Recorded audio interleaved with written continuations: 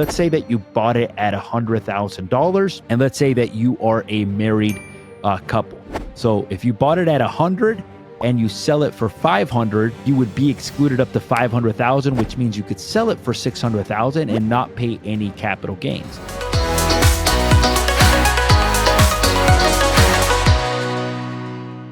In today's video, we're going to cover, is it better to rent my property or is it better to sell it? Now, I wish that I had one answer for you that says in this type of scenario, it is always better to rent it or it's always better to sell it. Unfortunately, it varies on a case-by-case basis. However, these are the things that you should consider when deciding on what decision to make. And if you're looking for more of an in-depth answer, I'm always happy to provide some sort of consultation for you and kind of let you know specifically for your case what's best to do. So the things that you should consider if you're considering renting out a property versus selling it, first step is finding out what's the most that you can rent out the property for in today's marketplace. My company can do a free valuation for you as to what fair market rent is. You can also look it up on Zillow. They have a rent zestimate on there. There's a company called Rent-O-Meter as well too that gives you a rough ballpark as to what you can rent the property for. If you're looking for something a little bit more custom tailored, I'm happy to provide you with that information. So that's first step. The second step is, am I going to self-manage or am I going to be hiring a property manager company? Now, if you're going to self-manage, obviously that means that you're going to be taking some of the calls and that you are going to be dealing with any items that go wrong with the property. If you hire a property manager, then the property manager can manage that entire process. Property managers typically charge anywhere from 6 to 8%. So that would come down from your top rent. From whatever the rent is, you would subtract 6 to 8%. That would give you a number as to what would be left afterwards. Another thing to consider if you're going to be renting out your property is that things aren't always rosy and pretty. So I would put a vacancy factor in there. A vacancy factor means if there's ever a time where you're not collecting rent, I would leave that money in an account. That way there's a little bit of wiggle room in case the property ever goes vacant. You can take from that account to pay the mortgage or pay the taxes or pay the insurance. A typical vacancy factor in California or in Ventura County is anywhere from 3 to 5%, but that's something that you want to consider, that at times you're going to be in between tenants and the property's not going to be rented at all times. Now, it could be rented at all times, but it's something to consider as a potential expense. Another thing to consider is a maintenance expense, meaning that you'll go through periods where nothing breaks in a property, and then you'll go through periods where stuff does break in a property. Typical maintenance, I usually like to budget around $200 a month just in maintenance. Now, I may go 6 months without having any expense on a property. That would be $1,200 at $200 a month.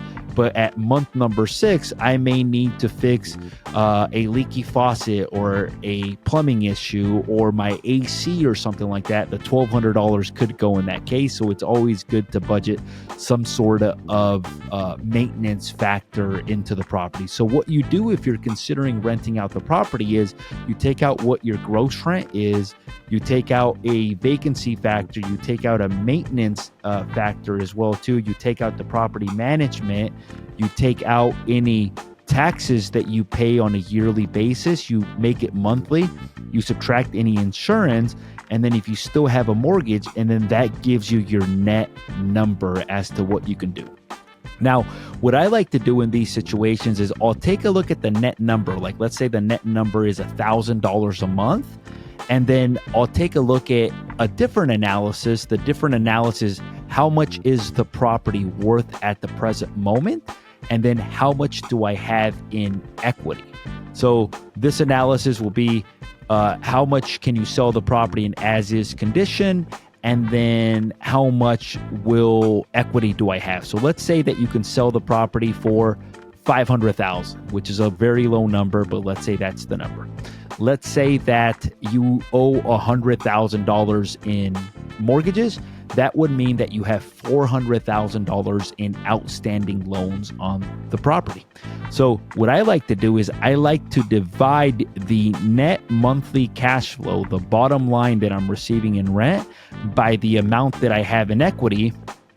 And then I come up with a calculation called a return on equity, meaning could I place the $400,000 somewhere else and earn a better return than I am earning on the positive cash flow with less risk? So let's say that I'm making $1,000 a month. That's times 12. That comes out to $12,000 a year. Now, let's say I have $400,000 in equity. What I would do is I would divide the 12,000 divided by 400,000, and that would give me a return on my equity, which comes out to, in this case, comes out to about 3% return on the money. So the reason I like doing this calculation is it tells me, could I move this money? Meaning, could I take the 400,000, sell it, and put the money somewhere else, like a CD or a bank or an annuity or some sort of other product that would earn me a 4 or a 5% return on my money? Now, the one thing that this calculation return on equity does not factor is that over time, rents generally tend to go up. Over time, prices in real estate generally tend to go up as well too. So this calculation doesn't take that into consideration. It literally just tells you, based on today, how much am I earning based on the equity that I have on this property.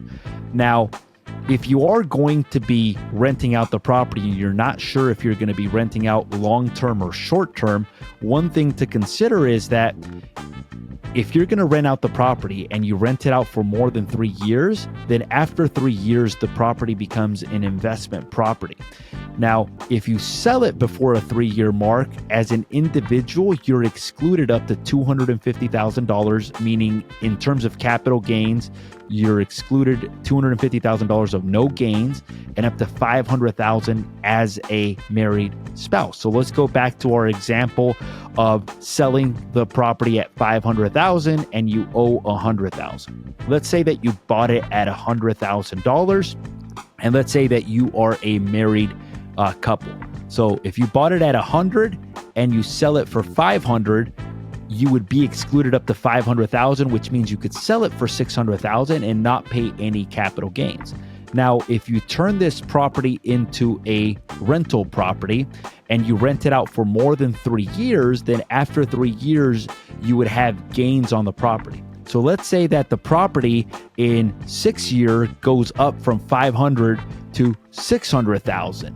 Now, the only difference is that in those 6-7 years that you've been renting it, now it's no longer applicable for that homeowners exclusion law, where you're excluded from paying any capital gains as long as you live in the property for 2 out of the last 5 years, which means even though you sell it for $600,000, even though the property went up, you are subject to capital gains, which I hear, I'm not a tax expert, which I hear could be anywhere upwards of 20%.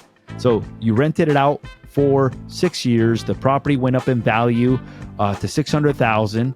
Now at $600,000, you subtract the $100,000 that you paid for it. You've got a $500,000 gain. You multiply it by 20%. That's $100,000. So in that scenario, you wouldn't be any better off. So what I would say to you is that if you're considering renting or selling the property, there's multiple variables to consider. And it's important to be able to have someone do some sort of analysis to see, okay, is it better for me to rent? How much net cash flow am I receiving? Could I take this equity, place it somewhere else? And could I earn a better return on this equity? Maybe somewhere else like a CD, maybe you earn 5% instead of the 3% with less risk. Another thing to consider is if you're going to be renting it and you're not sure if you're going to sell it in the future, make sure that before that 3-year mark of renting it, you basically do an analysis as to whether you want to continue holding it forever. If you don't want to continue holding it forever, then that right before that 3-year mark might be a good time to sell it. And if you want to keep it forever, then at that point, when you're no longer here or you pass away, then your children get something called the step up in basis, which at that point means that they wouldn't pay any capital gains. So that would get wiped out even if you have the property listed as a rental. So there's multiple variables to consider: repairs, maintenance, vacancy factors, property management expenses, deferred maintenance. What can I sell it for? How much equity do I have? Could I take this money and could I place it somewhere else? Taxes, it's more complex than just, I rent it for this amount, this is how much I have left over. Things to consider is, do I want to hold on to the property long term? Do I want to keep it short term? What are those plans? And those are all things that we can guide you. So if you're new to my channel, my name is Jose Luis Morales. I am a real estate agent / investor in Ventura County, and I am happy to do an analysis for you, whether you should rent out the property or you should keep it as a rental. If you keep it short term or long term, I can provide this very detailed analysis for you, and I'm happy to do it. Once again, thank you so much. If you've enjoyed this video, make sure to hit that subscribe button. If you feel that this video would be helpful for a friend, make sure to hit that share button. Thank you so much, and make it a great day, guys. Bye-bye.